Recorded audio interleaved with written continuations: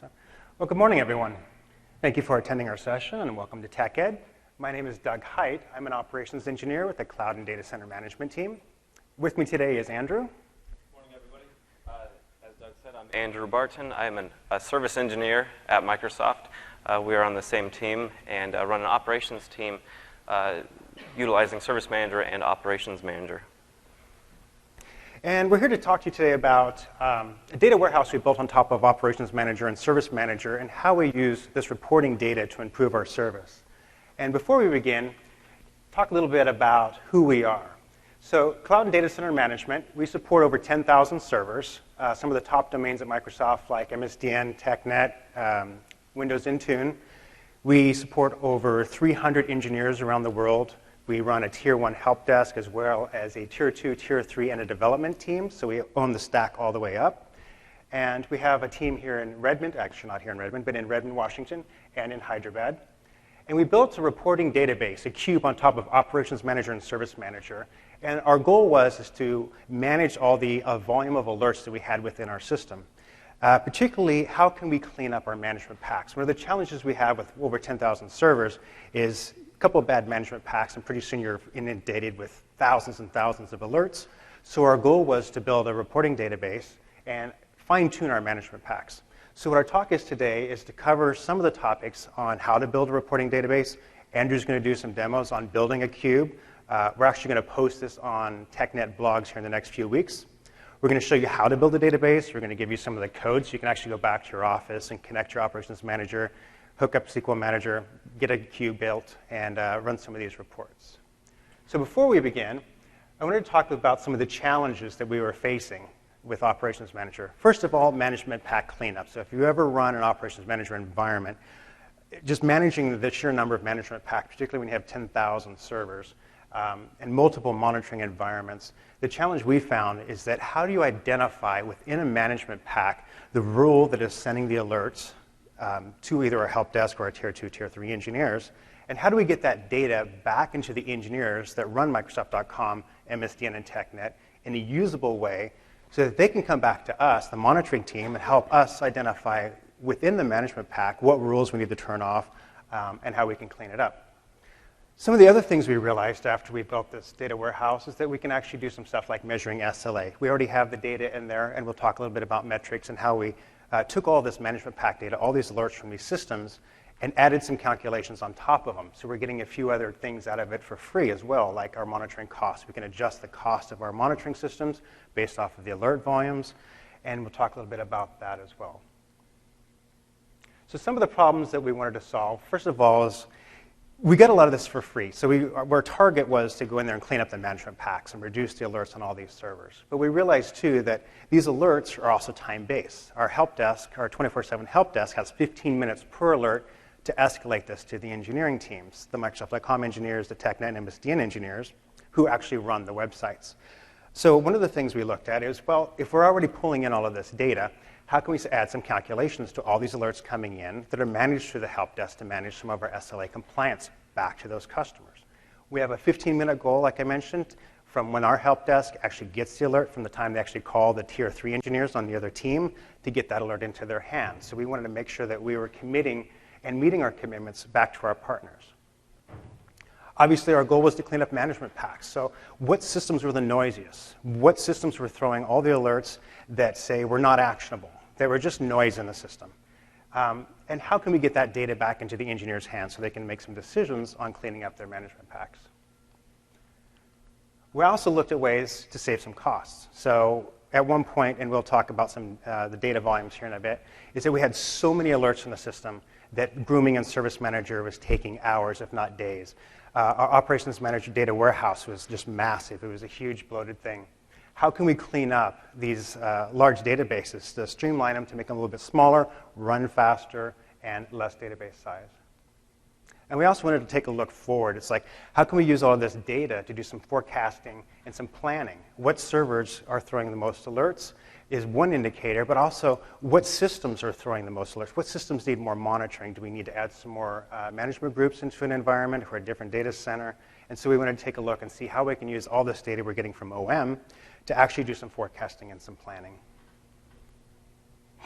So I mentioned that we do have a help desk, and for us, all of our incident triage begins at our help desk, right?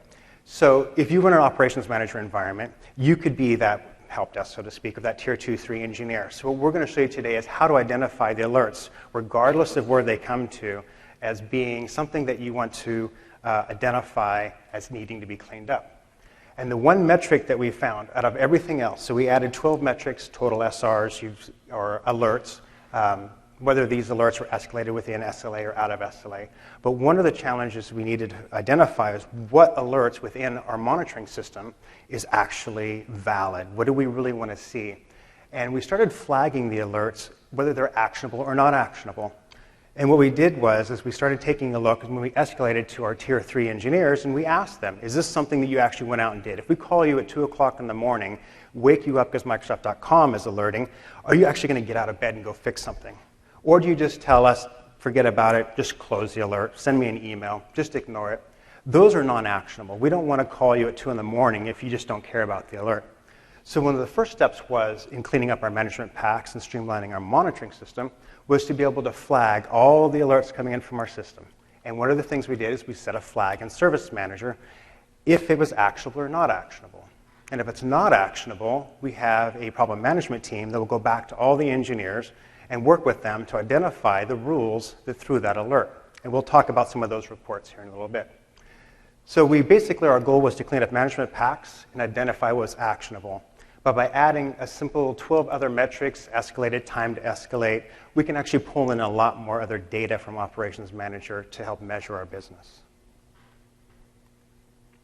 And so one of the things we were looking at is how do we measure the team performance as well. So I just talked about the SLA and the monitoring and the management packs. I'm going to touch on each one of those briefly, and then Andrew's going to go into and show you how to build a cube. But for now, we're going to start with just the smallest common denominator of measuring our alerts and our volumes. So one of the things we wanted to take a look at was what was the individual performance looking like within our team so that we can measure our SLA performance. And what we did is we took out each of the individuals and measured them the same way we measure the whole help desk, knowing that the individual analyst is going to determine your overall commitments and SLA health within your organization. We started with the smallest common denominator. So this is one of the first reports that we were able to pull out of Operations Manager and Service Manager with our data warehouse, was just measuring the sheer volume of alerts that the individual analysts were working. And since we have a 15-minute SLA, we were actually able to take a look and extrapolate out whether that individual analyst was escalating all these alerts within an SLA of 15 minutes, what's their time to close, average time to close. So you can see that even though we went after management pack cleanup, we were actually able to pull in a lot more data and use it for different aspects of our business.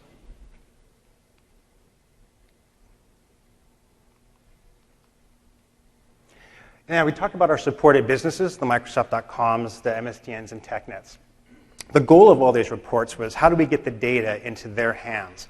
And one of the things we started looking at is when we were pulling these reports is what are the top alert generators? That's a good report to get to the engineers. Here's your system, here's your server, here are all the alerts that are coming from that system. Still not quite useful, but as we pull in the flag of actionable or not actionable from Service Manager, we're actually able to give them a very large list of all the alerts that are being thrown from their systems that they said, don't bother calling me. It's not an issue.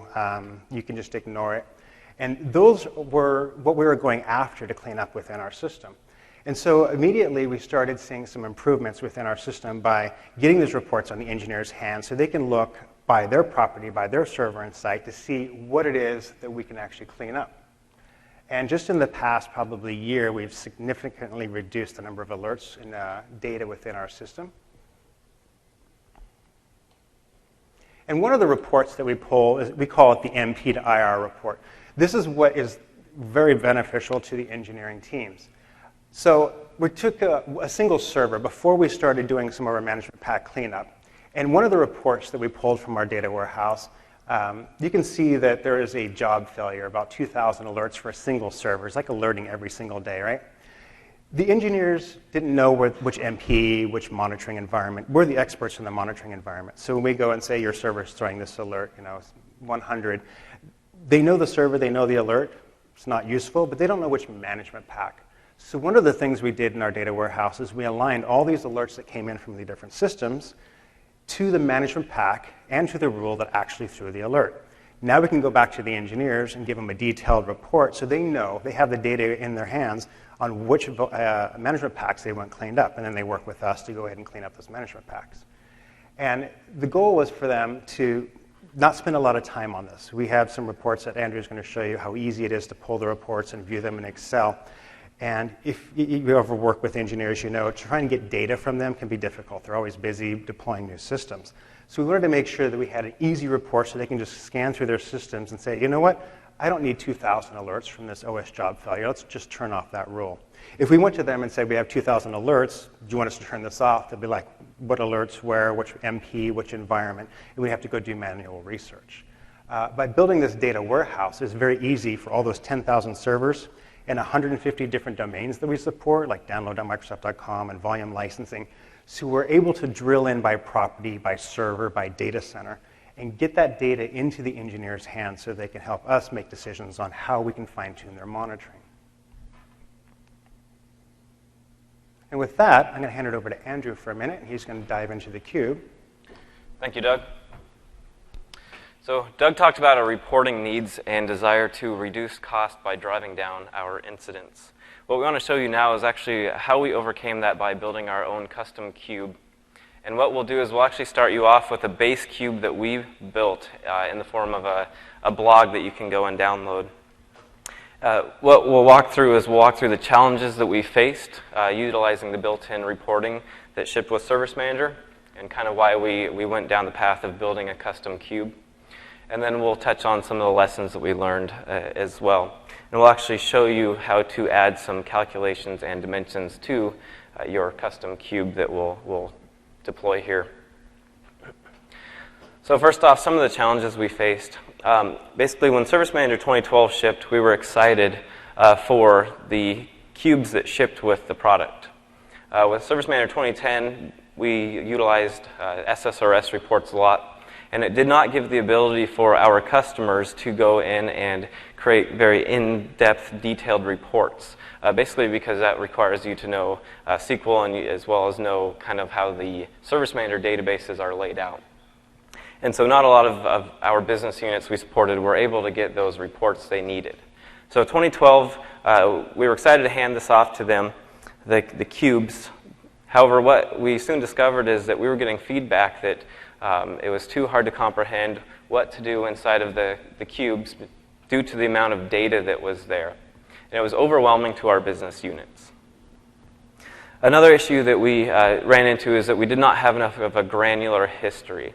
So as Doug mentioned, we have a lot of SLAs that we measure. So for example, first touch resolution, time to escalate, time to resolve.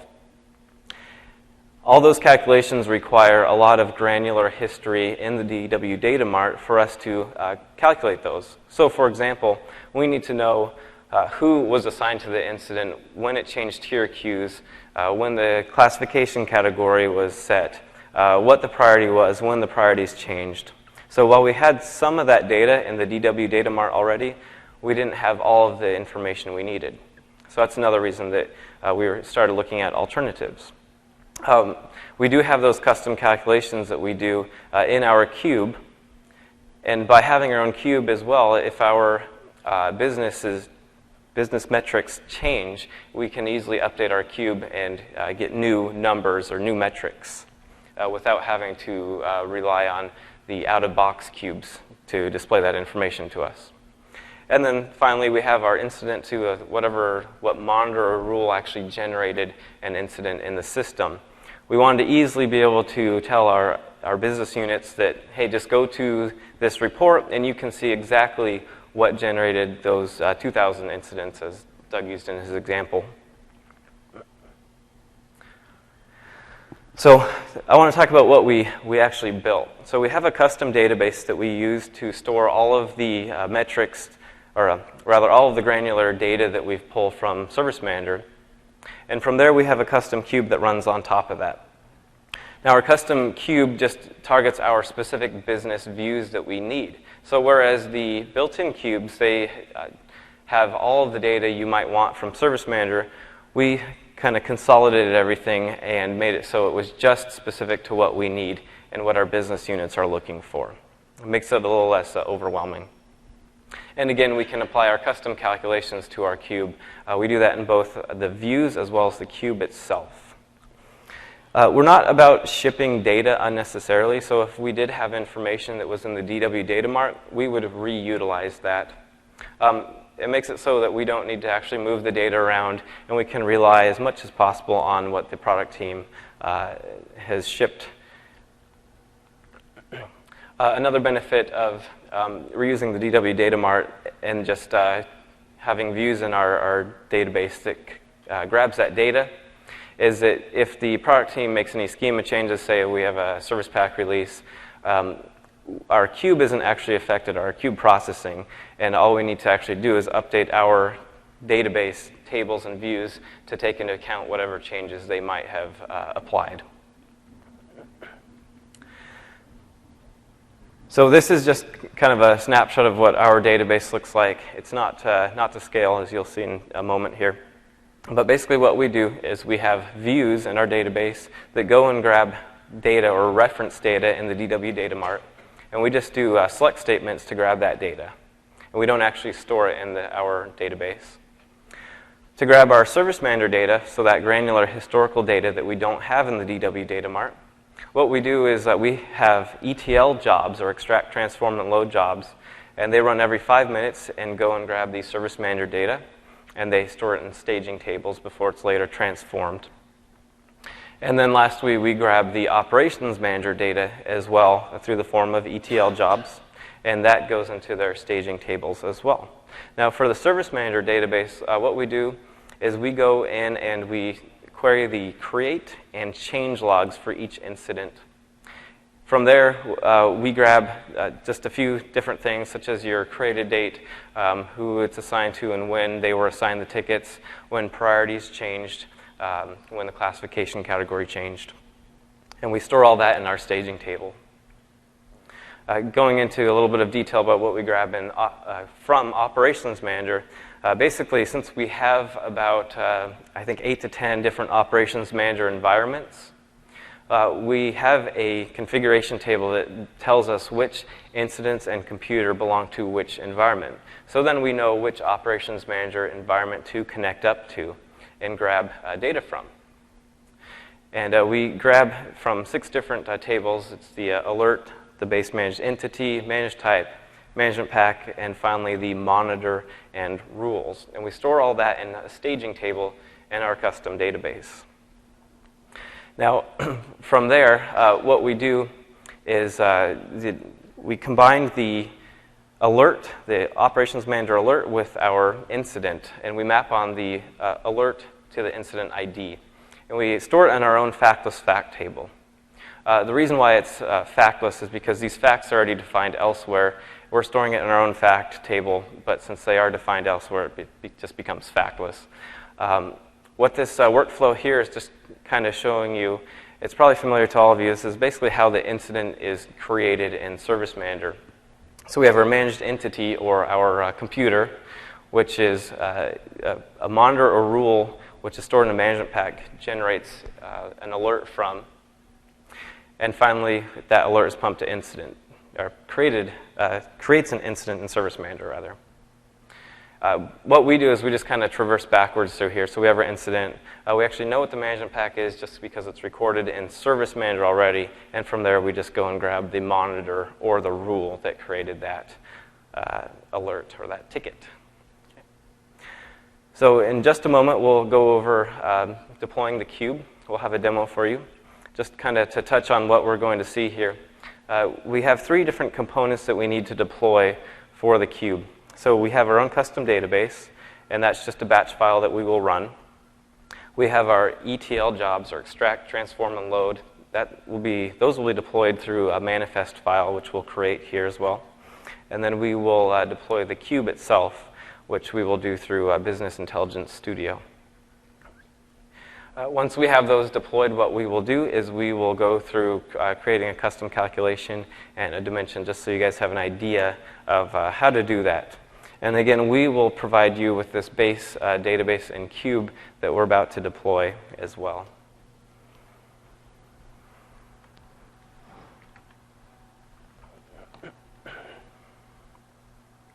So switching screens here. The first thing what we want to do is we actually want to deploy the database. So we're actually going to minimize this. We'll come back to this in just a moment here. Basically, what we'll start out with is all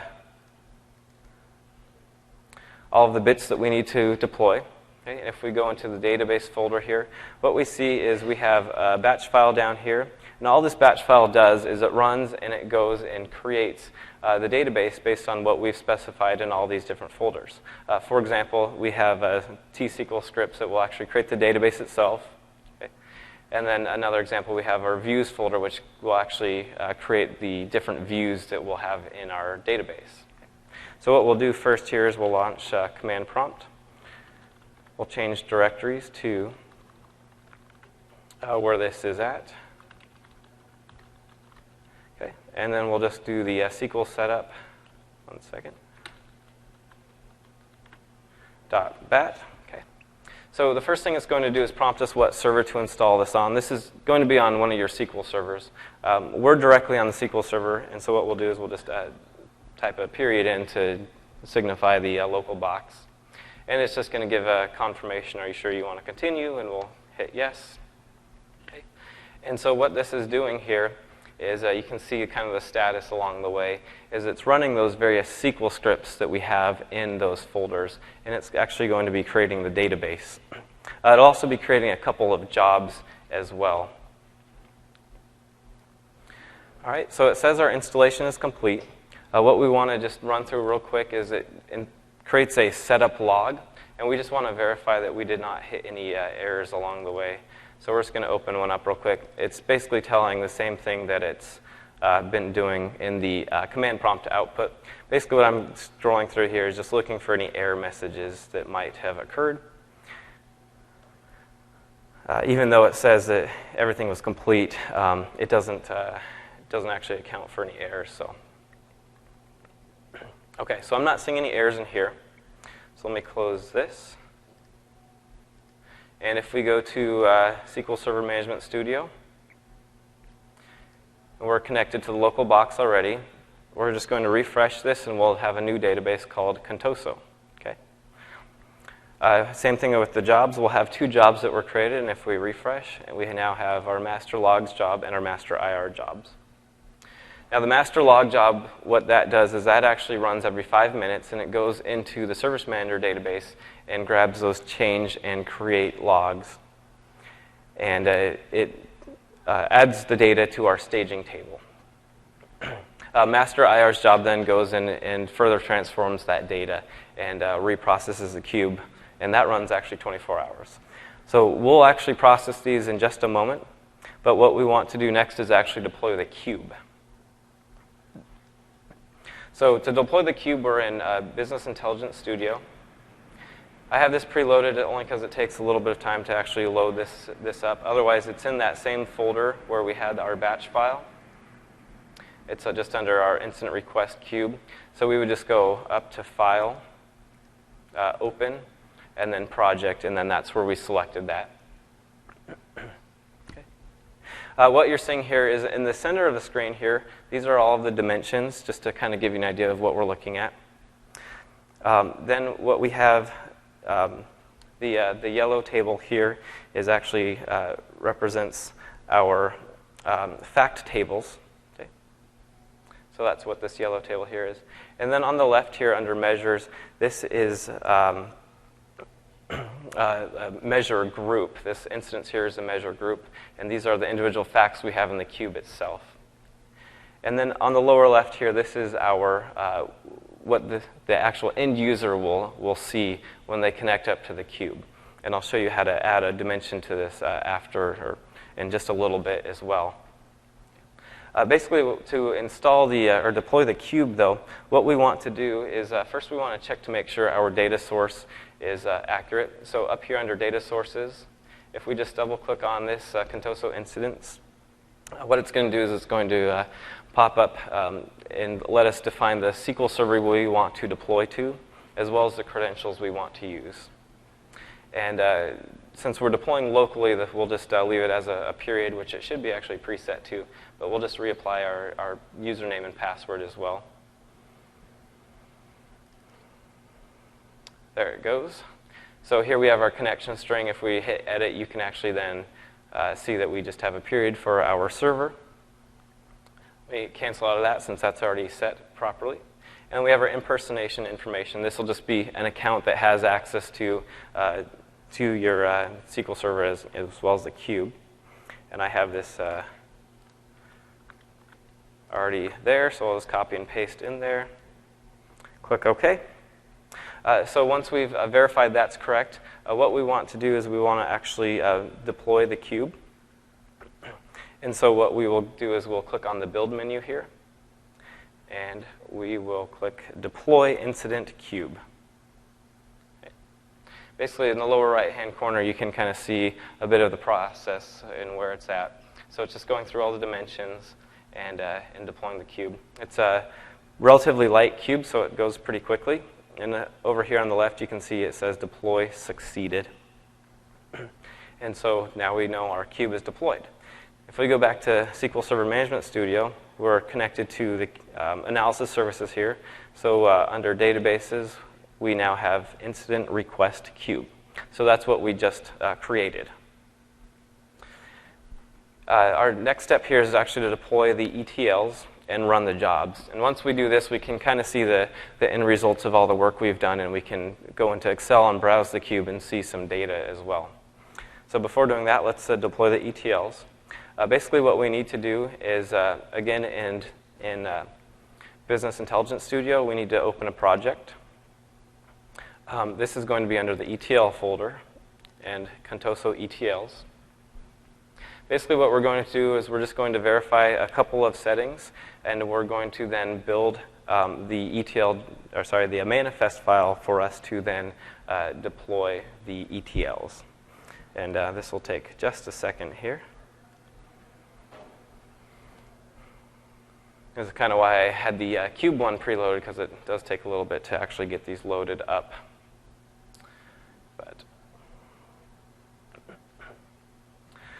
So once this does load, we're just going to go into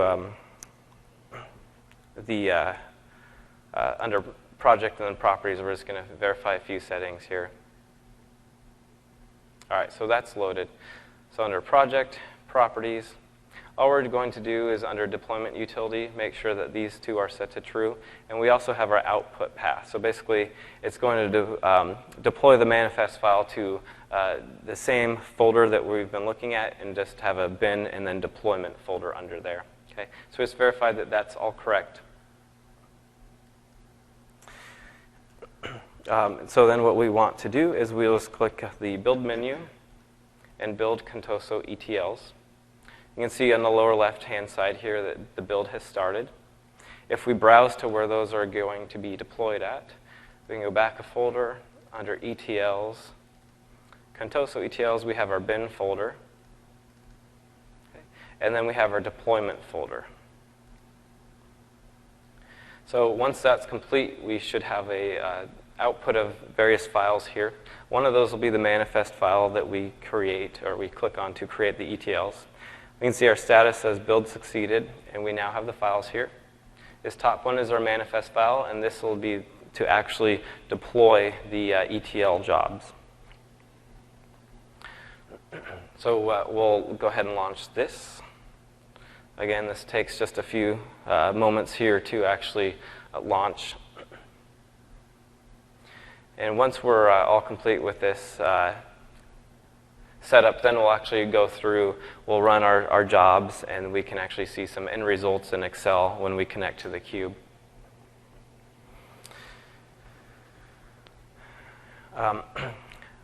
Well, once we're in Excel as well, we'll kind of compare what the built-in cubes look like versus what we have in our custom cube that we've deployed as well.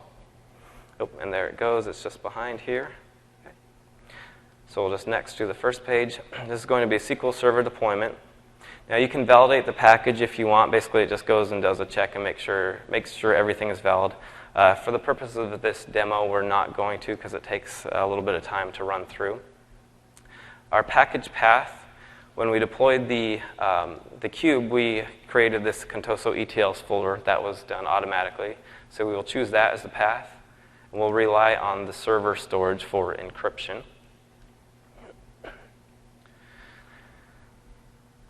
Coming up here, we should have 2 configuration files that we fill out.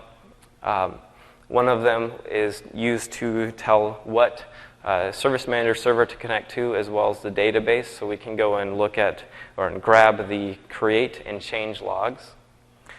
The other configuration file just says what the SQL server that the cube is actually deployed to.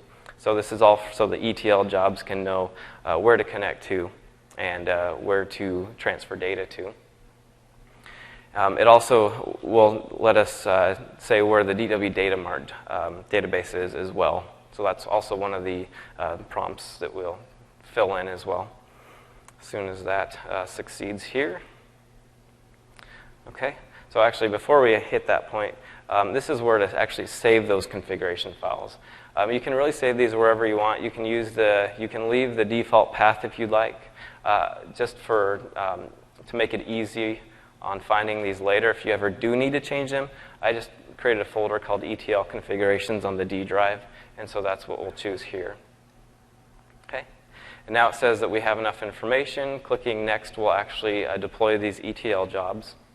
Once that's complete, then it will actually do the prompting for us to fill in those configuration files. Okay. And you can see a quick status here that it's just doing its work. There's not really much more that you need to do. It's a pretty straightforward wizard here. So this is where we have our configuration files. So there's 2 of them. We just need to make sure that we hit the drop down to choose both of them. So the first one here, this tells us what our database is that all the data will be copied to. Okay, this is the SQL server that we're connecting to. Again, since we're local here, we just have a period in there. Okay. Next is the database where the Service Manager, or whatever the Service Manager database is called. Default is Service Manager, so that's what we have. And we have our actual SQL server that our Service Manager database is on.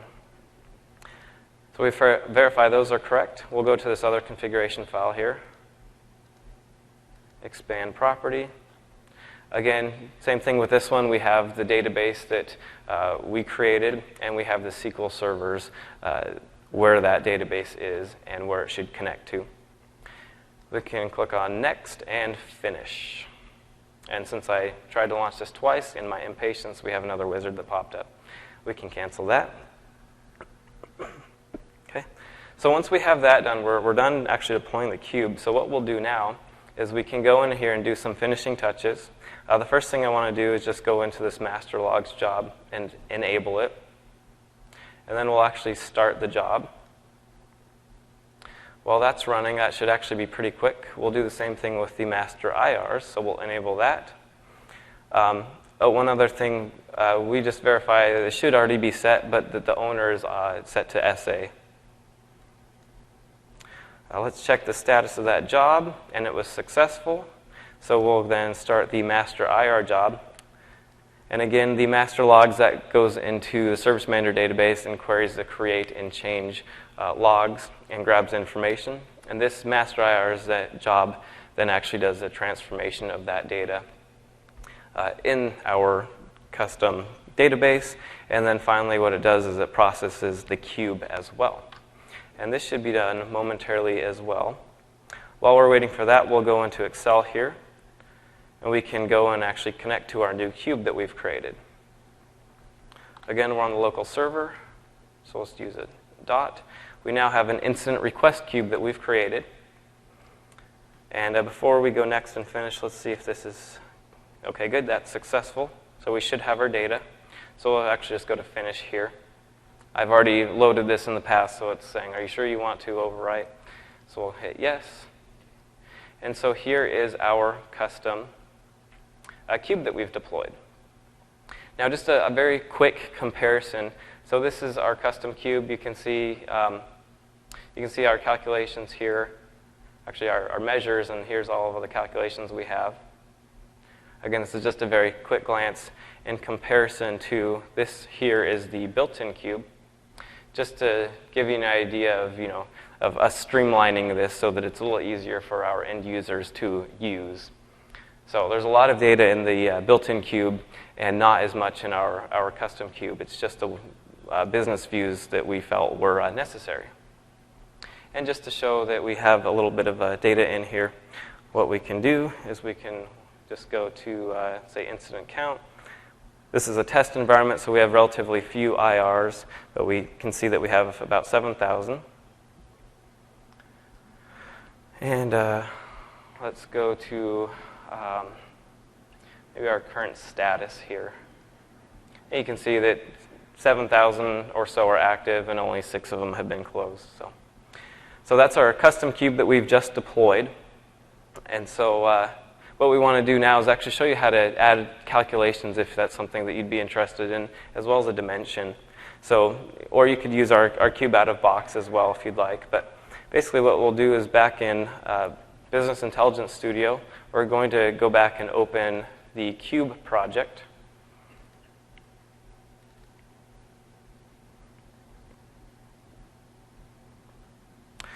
So the first thing we want to do before we're actually creating our calculations, we want to validate that it's a valid calculation to do. And so if we go over to the browser tab here, this is pretty much what we would be doing in Excel. And so we'll kind of simulate what this calculation is doing ahead of time. As soon as that loads, basically what it's doing is it grabs the data from the cube that we've already deployed as well. So it's real-time data too. And if this doesn't load very well, we can also do the same thing in Excel if we want.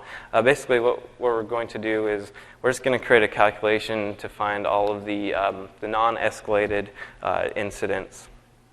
And since that's taking time, we'll just do this in Excel instead. So basically what we can do is we have our incident count. And then what we'll do is we will choose the escalation state. Okay, so let's see here. That's SLA, escalation state. Okay. And what this calculation is going to do is it's specifically going to target this non-escalated state. So by kind of simulating this first, we can see that, okay, yes, if we do this calculation, it really will display data for us. So we'll jump back to Business Intelligence Studio. Oh, and here it is. We can do the same thing in here. Under Measures, Incidents, we can do our incident count. And then under Escalation State, we actually expand this a few times. We can take this escalation state, and we get the same results. And again, this is what we will be targeting, is that not escalated. Okay. So once we verify that we do return data, on the Calculations tab, what we can do is we can create a new calculation. So that's the little calculator icon. What we're just going to call this is just new non-escalated, or maybe demo non-escalated incidents. Okay? And we'll leave the square brackets around it. For the expression, we're pretty much going to just do the same thing. We're going to expand measures and then incidents, and we're going to drag the incident count over to expression, okay, followed by a comma, and then we're going to, let's collapse that, grab the escalated state. We'll expand this, and instead of dragging this one here, we'll go one more level, and we'll actually do the non-escalated ones. Drag that over, and this whole statement needs to just be enclosed by parentheses. Now for our format string, this is just how it outputs. Since we're not, well, first of all, we'll just choose the basic number one. Since we're not actually dealing with partial numbers, we'll just actually get rid of the decimal point and the trailing zeros. So we can't have a ticket that's only partially escalated, so everything's going to be a whole number. Our non-empty behavior, we'll just choose incident count here. So it's just going to display the count of incidents. We can throw this under a folder if we want. So we'll just call this demo. And once we're done with that, we can click on the process cube button. And so that will go ahead and deploy this new calculation. And we'll click yes to these, should be 2 messages. Oh, and we have a prompt for our password again. So paste that in. And again, you can see the deployment status, and that runs pretty quick. And then we finally click on run, and that will process the cube fully. That goes very quickly. Process succeeded. We'll close. We can go back into Excel. And now if we scroll up to our calculations here, we can actually refresh. And we can see a demo folder just popped in. And here's our non-escalated calculation that we created. So let's get rid of that. So we want incident count, and we'll do, all right, 1 second here.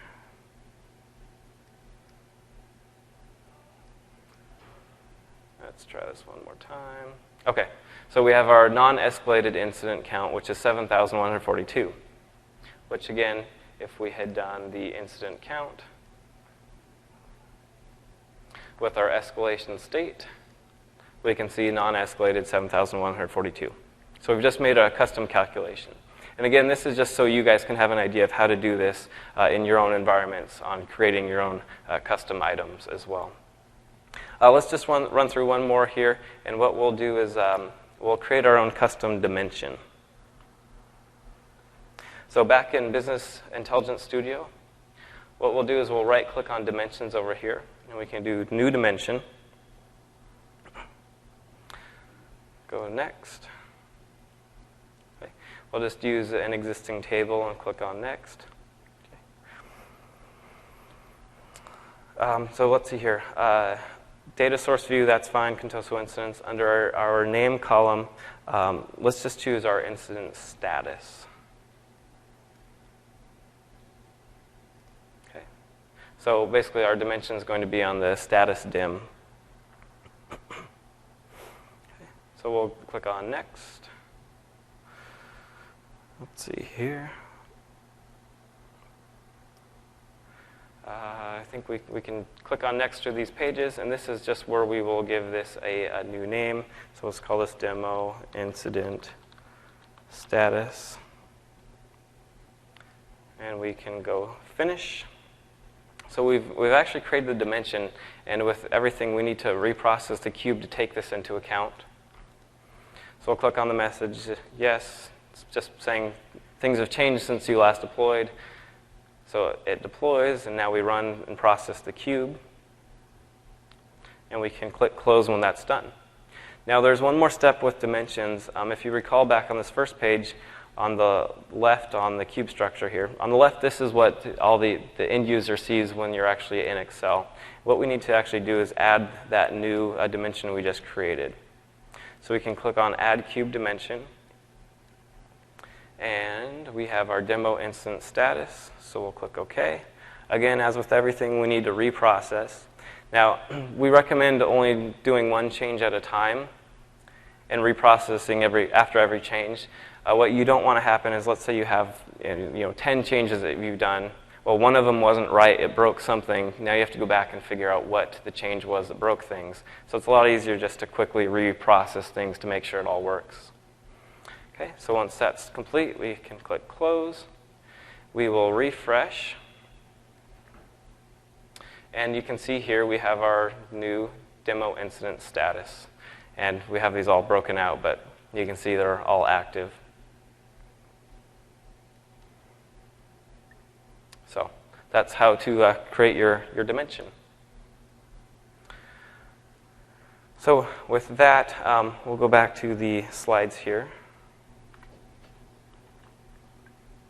This is just kind of an overview of what we've done. Basically, what we What we wanted is have the incident request be the grain, or what we measure everything against. Whereas the built-in cube, basically you can have what your tier queue is, and you can say how many incidents in this tier queue. We want everything to be on the incident. So for these incidents, how many then were in the tier queue? Okay. So then we have our measures and dimensions and calculations. Those are all aggregating from the incident request, because that is our grain. Okay. The cube, our custom cube, allows us also to measure our own custom SLAs, and so that's something that we get out of this, and also allows us to change those SLAs or those metrics as our business needs change, as opposed to using the built-in cubes. We also can provide drill down. So let's say we have 30 tickets that are in an escalated state. We can just double-click on those, and we can see all the incident details, as well as control what details are displayed to the end user. And finally, we have just some lessons that we learned.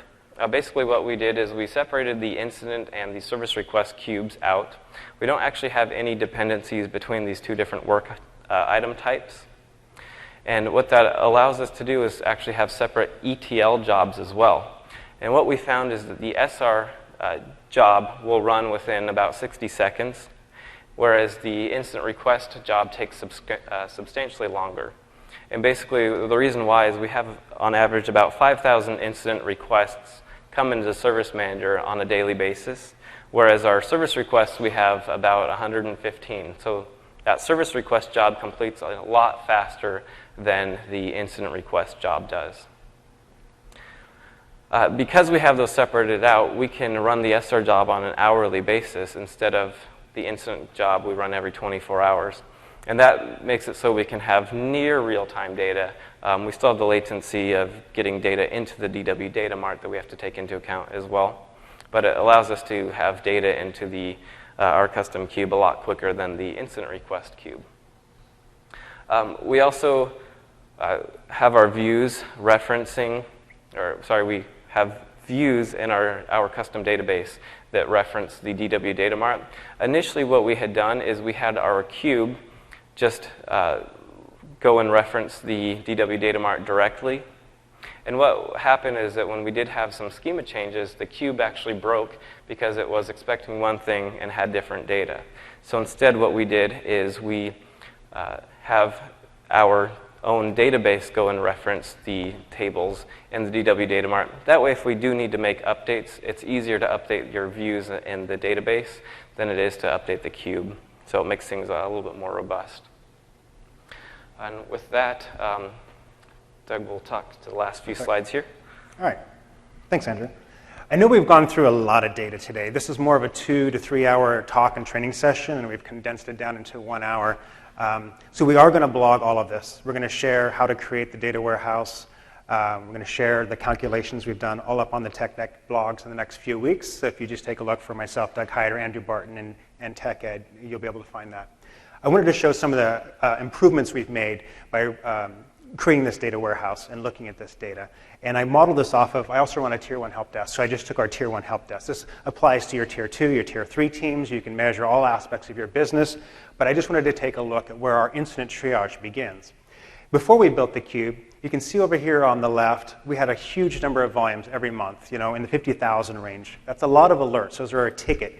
Every one of those alerts is a ticket. They got 15 minutes to work that ticket, look at a TSG, log onto a server, do some remediation. If they're not able to fix the problem, they've got to call the engineer 24/7, code the ticket, close the ticket, and then move on to the next one. So we had a lot of staff to cover this volume. The red line is the total volume. The black line at the bottom, we talked about actionable and non-actionable. That black line is what is considered actionable. So when we call the engineer at 2 in the morning and say Microsoft.com is down, is this important? They say yes. It's actionable. If they say, no, it's not a problem, I'm going back to sleep, leave me alone, non-actionable, we'll follow up with them.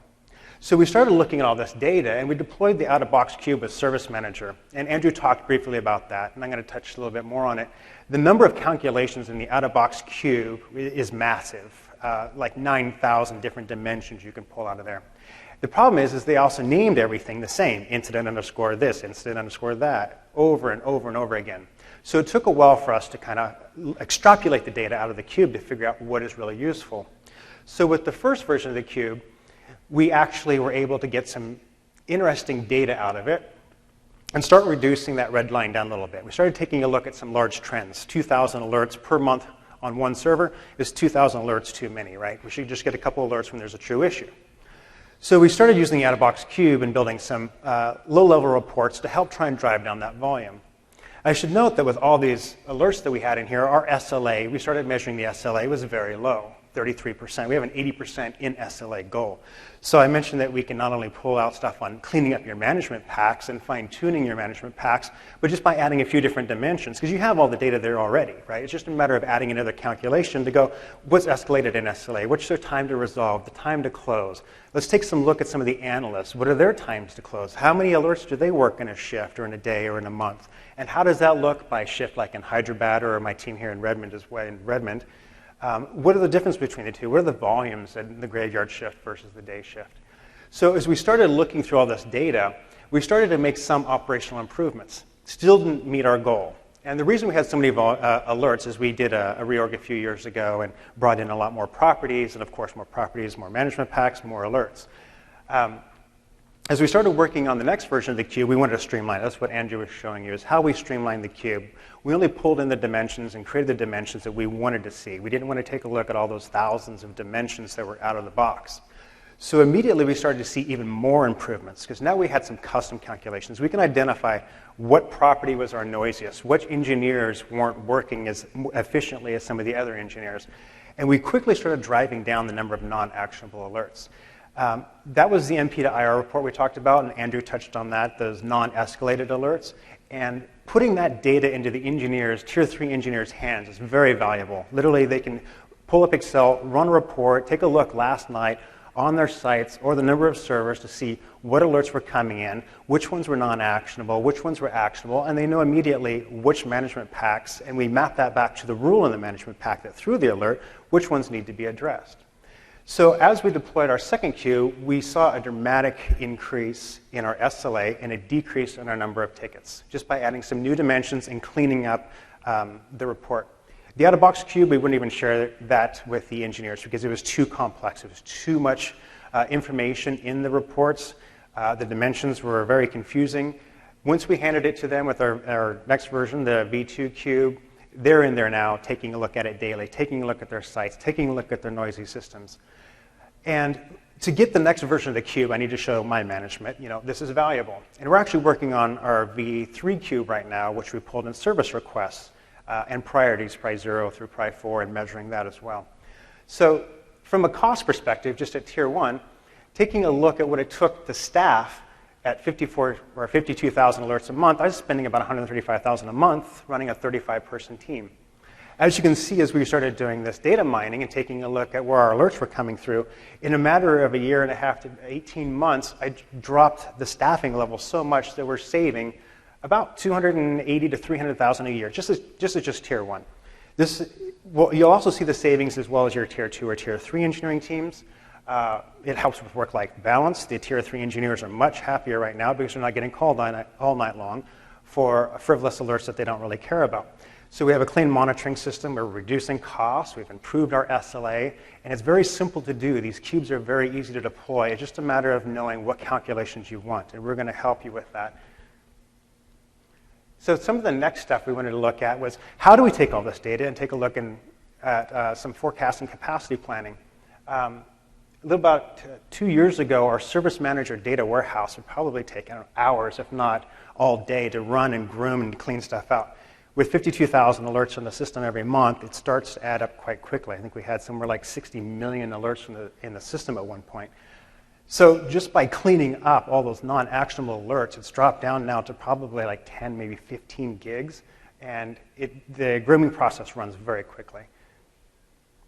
And looking forward, so we want to build on the cube. So now that we've got the cube, the data's there, it's working. It doesn't take a lot of maintenance to maintain these things. One of the things we want to look at is how do we add configuration manager? So we have service manager, we can measure our SLA and employee performance, and all that's good. I'm more interested in operations manager. How do we reduce the alerts? How do we get a really nice, clean monitoring system for all the properties for support? The next thing I'd like to do is add configuration manager data in. We just reorged into the Cloud Data Center Management team, part of Server and Tools, and one of our goals is to get everything off physical servers and into the cloud. So how do you target those physical servers? First of all, if we start taking a look at some of the hardware specs and aligning that to the alerts coming from the system, could be hardware alerts as well, drive space, drives failed, something like that, we can start identifying the systems within our environments that are very costly. And we can calculate those costs and take a look, is it cheaper just to move it to Azure, create our own Hyper-V, and what is the cost to run each of these systems based off of their hardware. So as we look forward to our next cube, which is shipping here in July, we're going to add service requests. And I'm hoping for a cube version 4, we can actually pull in some of our config manager data and really start taking a look at that data and identifying in our systems what can we help clean up, reduce costs, and measure our business a little bit more. And with that, I know that we've talked with a lot of data. We're going to share all this. Like I mentioned, this is more of a 2 to 3 hour talk. But we will be sharing all of this data, so you guys can do this back at your offices as well. And with that, we'd like to take some questions. If anyone has questions, we have a few microphones here in the center aisle. Just to give you the URL where the blog will be posted at. We hope to get that done within the next week or so. It'll be at http blogs.technet, spelling helps, .com/wincat. So that's where all of our blog postings can be found. Let's see if we can zoom. It's got a format. And oh, here, let's just do this. Yeah. Good old OneNote. Cool. Perfect. So that's where the blog post will be posted at. So with that, is there any questions we can answer? Or? Okay. Well, thank you very much for attending our session. We appreciate that. Please fill out your eval forms and look for our blog. There'll be a lot more information. We'll definitely post all this up there so you guys can do this back at your office. Thanks, everyone.